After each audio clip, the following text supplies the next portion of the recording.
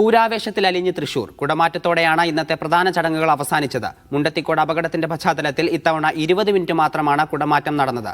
നാദവാദ്യമേള വർണ്ണവിസ്മയത്തിന് സാക്ഷ്യം വഹിക്കാൻ ആയിരങ്ങളാണ് പൂരനഗരിയിലെത്തിയത്. തിരുവമ്പാടി പാറമേക്കാവ് ദേവിമാർ നാളെ വടക്കുംനാഥ സന്നിധിയിൽ ഉപചാരം ചൊല്ലി പിരിയുന്നതോടെ തൃശൂർ പൂരത്തിന് സമാപനമാകും. വെടിക്കെട്ട് ഒഴിവാക്കിയാണ് ഇത്തവണത്തെ പൂരം.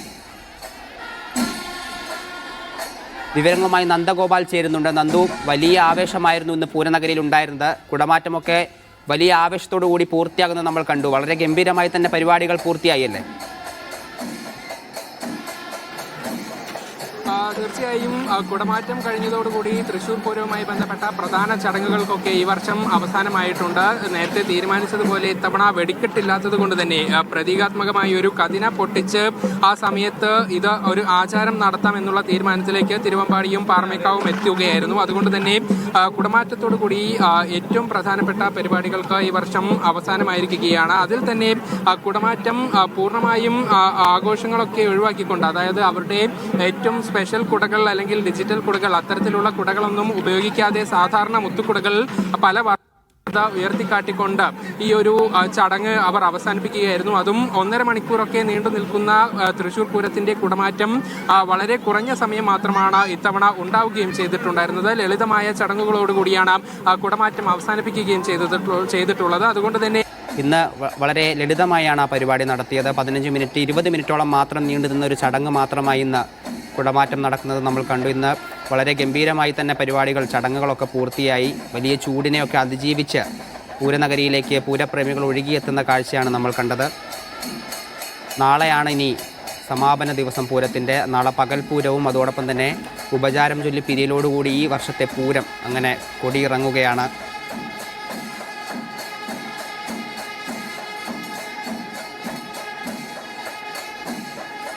വലിയ ആവേശത്തിലായിരുന്നു പൂരനഗരിയാകെ ഉണ്ടായിരുന്നത്. നമുക്കറിയാം, ദുരന്തത്തിൻ്റെ പശ്ചാത്തലത്തിൽ ഇത്തവണ ചടങ്ങുകൾ വളരെ ലഘൂകരിച്ചാണ് നടത്തിയത്. ഇലഞ്ഞിത്തറ മേളത്തിനൊക്കെ വലിയ ആവേശം നമ്മൾ കണ്ടു. ഉച്ചയ്ക്ക് 2 മണിയോടുകൂടി തുടങ്ങിയ ഇലഞ്ഞിത്തറ മേളം അതൊരു 3 മണിക്കൂറോളം നീണ്ടു നിന്നു. അതിൻ്റെ ആവേശത്തിന് ശേഷമാണ് ഒരു വലിയ ആവേശത്തിലേക്ക് പിന്നീട് നമുക്കറിയാം കുടമാറ്റമൊക്കെ പൂരത്തെ സംബന്ധിച്ച് ഏറ്റവും പ്രധാനപ്പെട്ട ചടങ്ങാണ്. ഏറ്റവും കൂടുതൽ പൂരപ്രേമികൾ ആസ്വദിക്കാനായി ഒഴുകിയെത്തുന്ന ഒരു ചടങ്ങാണ്. പക്ഷേ ഇക്കുറി അത് 15 മിനിറ്റ് മാത്രമാക്കി ചുരുക്കേണ്ട ഒരു സാഹചര്യമാണ് ഉണ്ടായിരുന്നത്. എങ്കിൽ പോലും വലിയൊരു ജനത്തിരക്ക് പൂരനഗരിയിൽ ഉണ്ടായിരുന്നു. നന്ദു, കേൾക്കാമെന്ന് വിചാരിക്കുന്നു. കേൾക്കാമെങ്കിൽ തുടരാം. അതായത് നേരത്തെ തന്നെ നിശ്ചയിച്ചതുപോലെ വളരെ ലളിതമായ രീതിയിലാണ് ഇത്തവണ കുടമാറ്റം ഉൾപ്പെടെയുള്ള ഉണ്ടായിരുന്നത്. അതിൽ തന്നെ സാധാരണഗതിയിൽ നമുക്കറിയാം 1.5 മണിക്കൂറോളം വളരെ ലളിതമായ രീതിയിലാണ് ഇത്തവണ കുടമാറ്റം ഉൾപ്പെടെയുള്ളവ നടത്തുകയും ചെയ്തിട്ടുണ്ടായിരുന്നത്. അതിൽ തന്നെ സാധാരണഗതിയിൽ നമുക്കറിയാം കുറച്ച് സമയം മാത്രമാണ് തിരുവമ്പാടിയും പാറമേക്കാവും അവരുടെ കുടമാറ്റം നടത്തിയിട്ടുണ്ട്. പാറമേക്കാവ് സെറ്റ് കുടകൾ മാറ്റിയിട്ടുണ്ടായിരുന്നു. അതിനുശേഷം തിരുവമ്പാടിയും തെക്കേ നടയിലൂടെ പുറത്തേക്ക് വരികയും അവർ അഭിമുഖമായി നിന്നുകൊണ്ട് കുടമാറ്റം നടത്തുകയും ചെയ്തിട്ടുണ്ടായിരുന്നു. പല വർണ്ണത്തിലുള്ള മുത്തുകുടകൾ മാത്രമാണ് ഇത്തവണ കുടമാറ്റത്തിന് ഉപയോഗിച്ചിട്ടുണ്ടായിരുന്നത്. ഏതാണ്ട് 6:30 ഈ കുടമാറ്റത്തിന്റെ ചടങ്ങ് അവസാനിക്കുകയും ചെയ്തിട്ടുണ്ട്. പക്ഷേ ചടങ്ങുകൾ ലളിതമാണെങ്കിലും നിരവധി ആളുകൾ ഈ കുടമാറ്റം കാണുന്നതിന് വേണ്ടി ഇങ്ങോട്ട് പ്രധാനപ്പെട്ട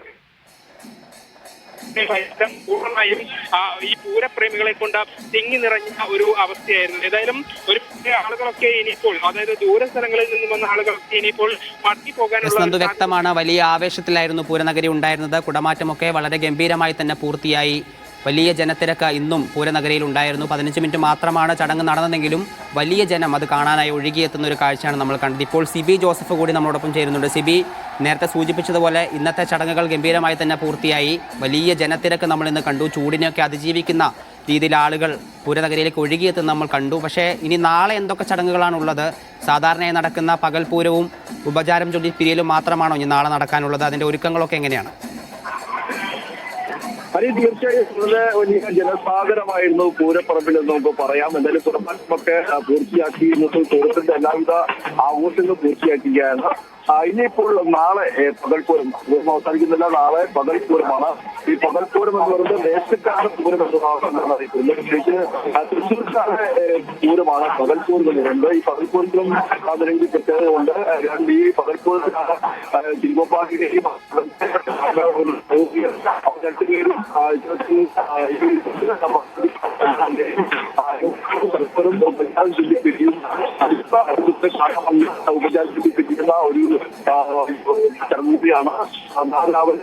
രാവിലെ തന്നെ തിരുവമ്പാടിയെയും അതുപോലെ തന്നെ പാലക്കാവിന്റെയും ഭഗവതികൾ അഗ്രഹിച്ചുകൊണ്ട് ഇങ്ങോട്ടേക്ക് ഈ ക്ഷേത്രത്തിലേക്ക് എത്തും. അതിനുശേഷം ഈ തിരുവമ്പാടിയുടെ ജനവീതിക്കും അതുപോലെ തന്നെ പാലക്കാവിന്റെ തമ്പെറ്റിയ ജനവീതിക്കും ഈ രണ്ട് ആളുകളും പരസ്പരം സുഹൃത്തുക്കായി എത്തിക്കൊണ്ട് ഇപ്പോ സാഹിത്യത്തിൽ ഉപചാരം ചൊല്ലി പിരിയുന്ന ഒരു കാഴ്ചയാണ്. അതുകൊണ്ട് തന്നെ പൂരം അവസാനിക്കുകയാണ്. അതുപോലെ ശേഷം ദേശക്കാർക്ക് വേണ്ടി ഇനിയും ഉണ്ടാകും.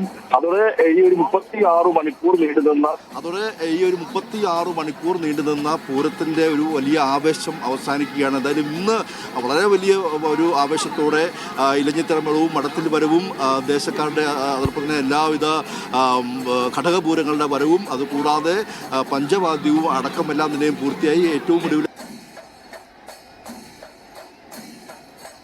വെടിക്കെട്ട് ഉണ്ടാകാതെ എല്ലാ പൂരത്തിലും ഇങ്ങോട്ടേക്ക് ഒഴുകിയിരിക്കുന്നത് എന്നതാണ് ഏറ്റവും പ്രധാനപ്പെട്ട കാര്യം. ഇന്നിപ്പോൾ പൂരം ഇന്നത്തെ അവസാനിച്ചിരിക്കുന്നു. പക്ഷെ നാളെ അത് ദേശക്കാരുടെ പൂരമാണ്, അത് തൃശ്ശൂർക്കാരുടെ പൂരമാണ് എന്നതാണ് ഏറ്റവും പ്രധാനപ്പെട്ട സവിശേഷത.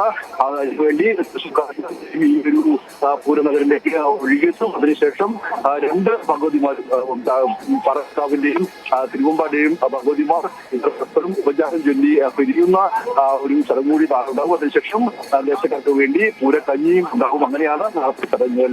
ശരി.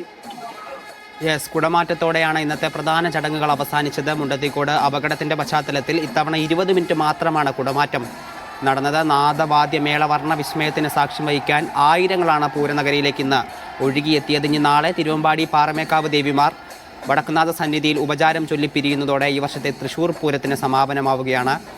വെടിക്കെട്ട് കൂടി ഒഴിവാക്കിയാണ് ഇത്തവണത്തെ പൂരമെന്നതും ശ്രദ്ധേയമാണ്. CBC ജോസഫും നന്ദഗോപാലുമാണ് തൃശ്ശൂരിൽ നിന്ന് വിവരങ്ങൾ നൽകി.